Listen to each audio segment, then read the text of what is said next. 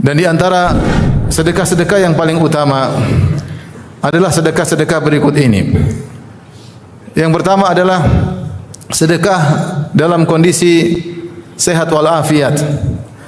Ada seorang datang kepada Nabi sallallahu alaihi wasallam, kemudian dia bertanya, "Ya Rasulullah, ayu sadaqati afdal?"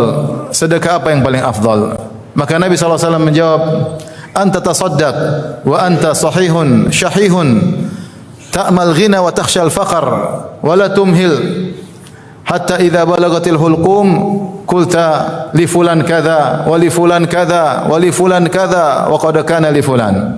Kata Nabi sallallahu alaihi wasallam, sedekah yang terbaik adalah engkau bersedekah engkau dalam kondisi sehat dan engkau dalam kondisi berat mengeluarkan harta. Syahih itu kau berat mengeluarkan harta. Engkau berharap harta lebih banyak dan engkau takut miskin.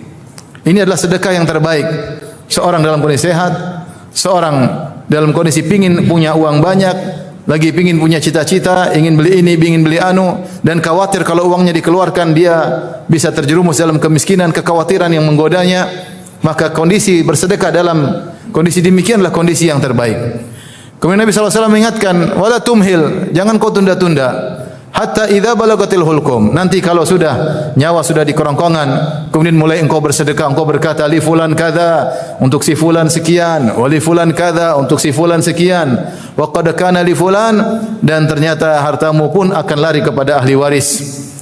Orang kalau sudah mau meninggal dunia, maka kecenderungannya kepada harta berkurang. Dia cenderung untuk mengingat akhirat dan dia bersedekah ketika itu. Sedekahnya baik, tetapi lebih baik lagi ketika dia masih sehat, masih kuat, masih berharap punya harta banyak, takut dengan kemiskinan, namun dia mengalahkan rasa pelit dalam hatinya, kemudian dia bersedekah karena Allah. Sedekah itu adalah sedekah yang terbaik. Di antara sedekah yang terbaik adalah sedekah yang dilakukan dengan sembunyi-sembunyi.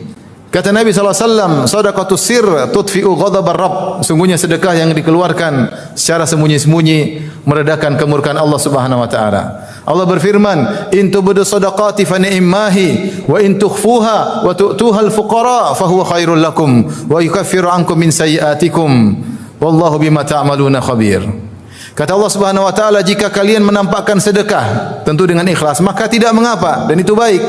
Tetapi kalau kalian menyembunyikannya dan kalian berikan kepada orang fakir, maka itu lebih baik bagi kalian dan Allah akan mengampuni sebagian dosa-dosa kalian dan Allah mengetahui apa yang kalian lakukan.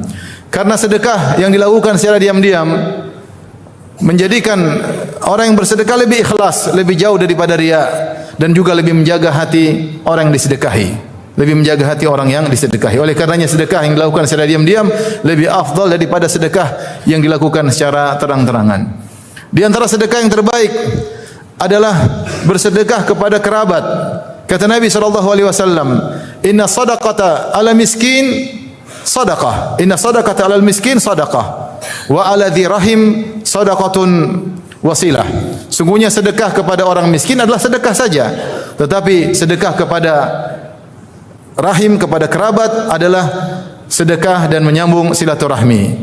Oleh karenanya ketika para sahabat bertanya tentang apa yang harus disedekahkan, kata Allah Subhanahu wa taala, "Wa yas'alunaka madza yunfiqun." Mereka bertanya kepada engkau wahai Muhammad tentang apa yang disedekahkan. Maka jawabannya, "Qul ma anfaqtum min khairin falil walidaini wal aqrabin." Maka Allah tidak menjawab apa yang disedekahkan, tapi kepada siapa disedekahkan sedekah tersebut. Kata Allah, "Qul ma anfaqtum min khairin." Katakanlah wahai Muhammad, sedekah apapun yang kalian sedekahkan, kebaikan apapun, falil walidaini wal aqrabin, maka berikanlah kepada kedua orang tua dan berikanlah kepada karib kerabat.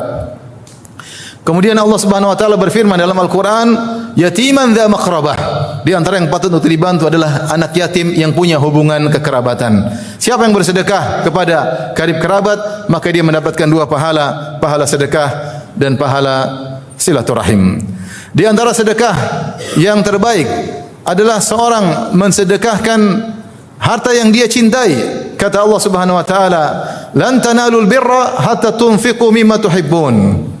Wa ma tunfiqu min syai'in fa innallaha bihi alim." Kalian tidak akan mencapai kebajikan yang sesungguhnya sampai kalian menginfakkan apa yang kalian cintai. Harta yang kita sukai, benda yang kita sukai, kita sedekahkan karena Allah Subhanahu wa taala. sedekah secara umum, baik harta kita sukai atau kita tidak sukai, baik barang baru maupun barang bekas, semuanya berpahala. Tetapi ada sedekah yang spesial. Sedekah spesial adalah kita mensedekahkan apa yang kita sukai, ya. Maka kita akan mencapai derajat kebajikan yang sesungguhnya. Di antara sedekah yang terbaik adalah sedekah jariyah. Kata Nabi SAW, "Idza matal insan inqata'a amaluhu illa min thalath." Jika seorang meninggal dunia, maka terputus seluruh amalannya kecuali dari 3 perkara. Kemudian kata Nabi SAW yang pertama, sedekatun jariyah, sedekah jariyah. Sedekah jariyah gampangannya adalah wakaf. Itu wakaf, apakah wakaf masjid kalau kita punya harta yang banyak, ataukah wakaf Al-Quran, ataukah wakaf sumur, ya, atau wakaf apapun, wakaf-wakaf yang produktif, yang ketika seorang sudah meninggal dunia, maka pahalanya terus mengalir. Ini adalah sedekah yang terbaik, karena terus berjalan meskipun yang bersedekah telah berada di liang lahat. Dan di antara sedekah yang terbaik adalah sedekah di waktu-waktu susah atau kepada orang yang memiliki kebutuhan yang sangat berat. Allah Subhanahu wa taala berfirman, "Falaqatahamal aqabah, wa ma adraka mal aqabah, fakku raqabah, au it'amun fi yaumin dhi masghabah, yatiman dha maqrabah, au miskinan dha matrabah." Allah menyebutkan di antara amal saleh adalah it'amun fi yaumin dhi masghabah, memberi makan di saat hari-hari kelaparan. Kita memberi makan secara umum kapan saja itu adalah pahalanya besar. Terlebih lagi ketika hari kelaparan, ada orang terkena bencana, kemudian kita beri makan kepada mereka, maka ini mereka dalam kondisi yang mendesak, dalam kondisi terdesak, maka pahalanya tidak sama dalam kondisi hari-hari biasa. Makanya Allah berfirman juga, au miskinan dza matrabah, atau memberi bantuan kepada seorang miskin dza matrabah yang tidak memiliki kecuali hanya tanah, yaitu miskin, sangat miskin. Maka semakin orang yang kita bantu, semakin dalam kebutuhan mendesak, maka pahala kita semakin besar di sisi Allah Subhanahu wa taala. Dan yang terakhir pada kesempatan kali ini saya sampaikan, sedekah yang terbaik adalah sedekah yang kita keluarkan setelah kebutuhan keluarga kita tercukupkan. Kata Nabi sallallahu alaihi wasallam, "Khairus sadaqati ma kana an dhahri ginan." Sebaik-baik sedekah adalah sedekah yang dikeluarkan setelah kebutuhan primer anak istri kita terpenuhi, sehingga setelah bersedekah kita tidak minta-minta kepada orang lain.